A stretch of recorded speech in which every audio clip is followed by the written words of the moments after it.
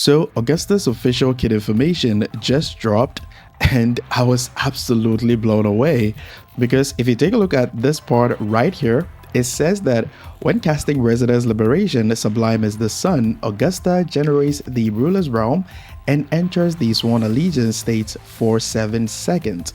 Within this duration, time is temporarily stopped. This is quite huge, and I think Kuro is trying to implement a mechanic that is available on limited characters in Punishing Grey Raven called time lag. Essentially, what this means is that some specific characters have some special animations that actually stops the countdown timer of endgame content.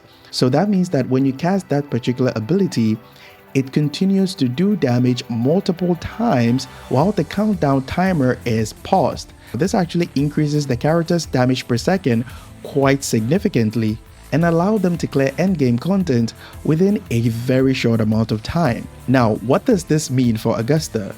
If my first impression of this ability is correct, that means that when Augusta activates this special ability, it'll freeze outro buffs and any other type of buffs that she had before you use the ability, and that includes weapon buffs, outro buffs, and buffs that are granted to you in Whimpered Waste and the Tower of Adversity. Now, before we get into the liberation aspect, let's take everything one after the other to try and make the information more digestible because character kit descriptions in Withering Waves can be a little bit difficult to understand. I've already gone through everything in the combat guide section, which is the part that actually goes into details about her kit descriptions, so I'm going to use that to guide you while we go through her abilities that has visual representations and with less text as well to make it easier for you guys to understand and know what to expect when she officially drops in version 2.6. So let's begin with normal attacks. What you need to know from this ability is that Augusta can perform up to 4 basic attack stages if what I'm reading here from her animations is correct. And whenever you attack the enemy with normal attacks, you're going to regenerate some forte stacks which are called prowess. And I'm sure prowess is the purple forte stacks that she can regenerate as we saw in the livestream footage. Now, when prowess is full, all you need to do is to hold basic attack and Augusta will perform a special attack called Heavy Attack Thunder Roar Spin Lash. As you can see right here, she performs a backstep before the next follow-up attack. However, when you go to the combat guide section, you can see that she also has a different attack animation that she can use when her prowess is full, and this is called Uppercut. And how you activate Uppercut is that when prowess is full, all you need to do is to simply press your jump button and she'll be able to perform an uppercut, as you can see right here in this animation. And that's basically it for normal attacks. Resonance skill. Her skill is actually pretty simple. All you need to do is press it and she'll just slam her weapon on the ground close to the enemy, as you guys can see right here. Now, Resonance Liberation. Augusta can use her liberation twice. The first one is this animation right here that does damage in a very large AoE, but the second one requires you to have 2 stacks of Majesty. And keep in mind that Majesty stacks is different from prowess. When you have 2 stacks of Majesty, simply hold the liberation button to be able to use this special animation right here that stops time, and upon activation, all you need to do is to simply spam your basic attacks and she'll end it with this special animation right here that also seems to do damage in a large AoE. Now, speaking of Majesty, let's dive deeper into her Forte Circuit. Augusta can gain 1 stack of Majesty when she uses her Forte Circuit. But before you can use her Forte Circuit, you need to accumulate different kind of Forte stacks called Ascendancy. An intro skill will give you 20% of her Ascendancy, casting the Resonance skill or the normal skill, which is this skill right here, will also give her 10% Ascendancy. And casting her normal Liberation, which is this one right here, will give you 40% Ascendancy.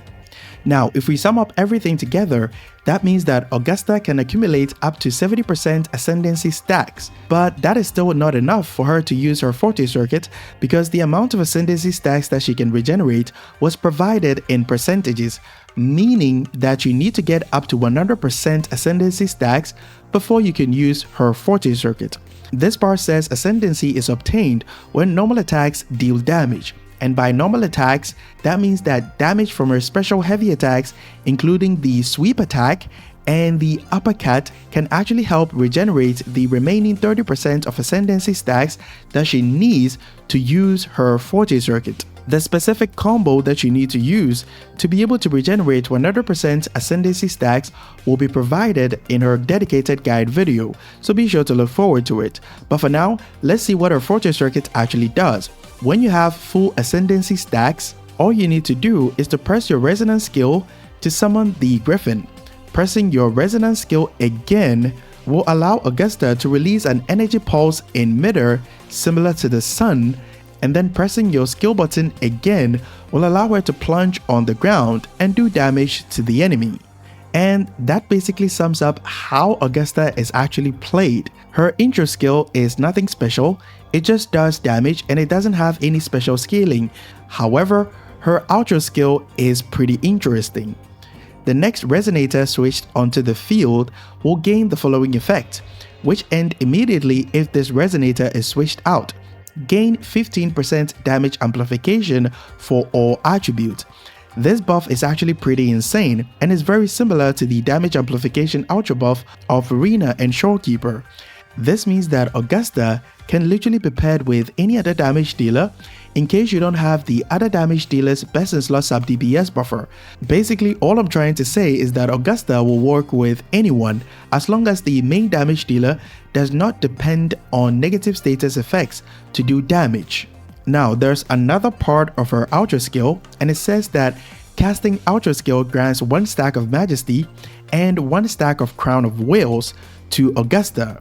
Using her Forte circuit will allow you to gain 1 stack of Majesty, but you need 2 stacks of Majesty to be able to use the special liberation that freezes time.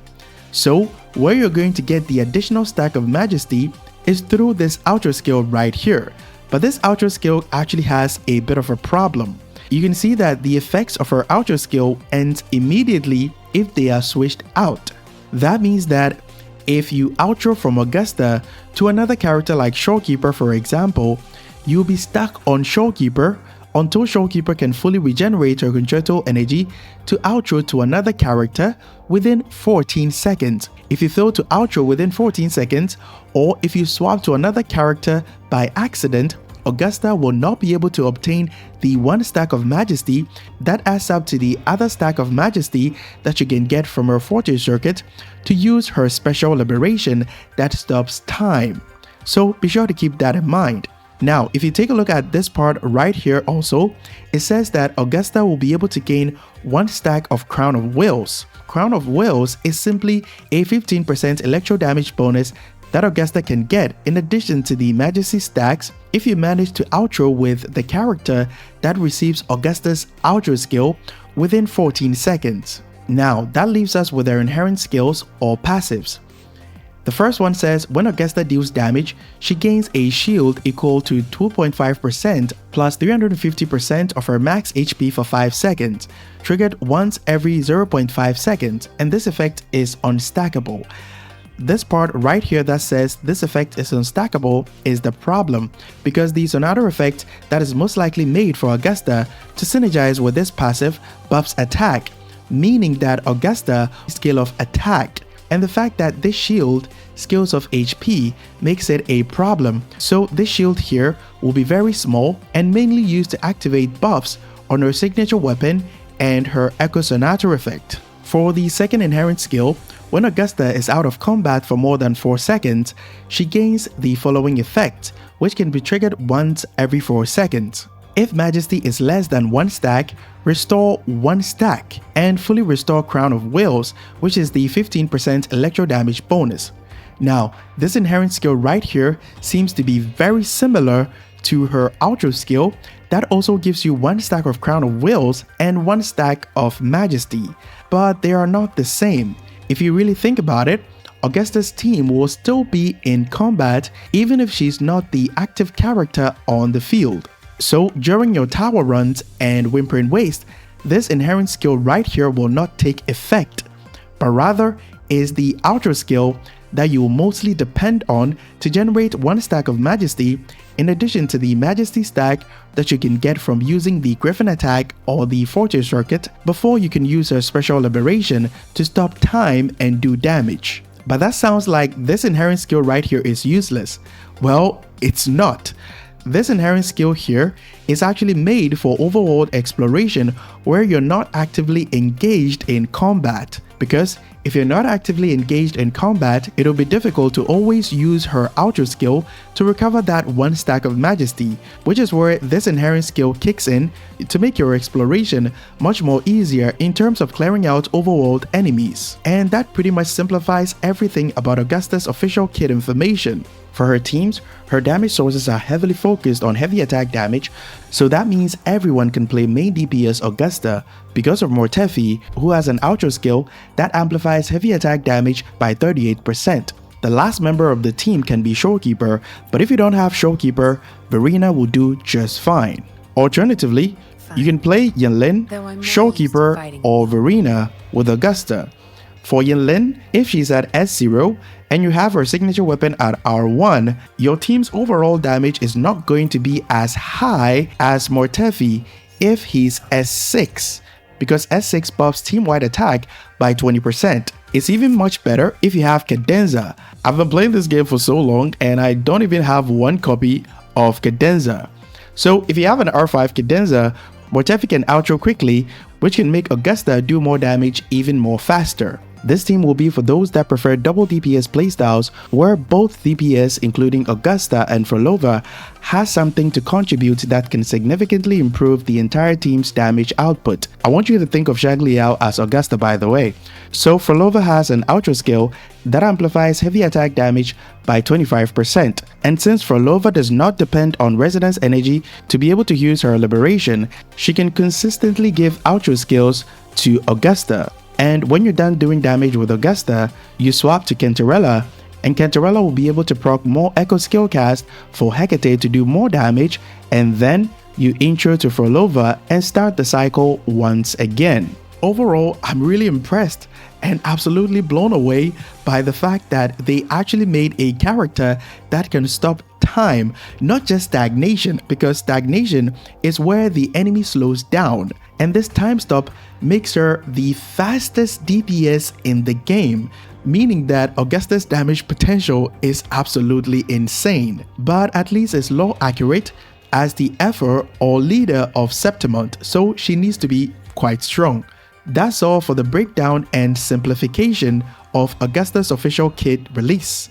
Let me know if I missed anything, and if this video provided any kind of value to you, be sure to leave a like and subscribe to help support the channel because it helps me out more than you know. Be sure to also join our Discord community if you're having any issues with the game or you just want a place to chill or hang out. Link will be in the pinned comment below. Catch you guys in the next one. Bye bye.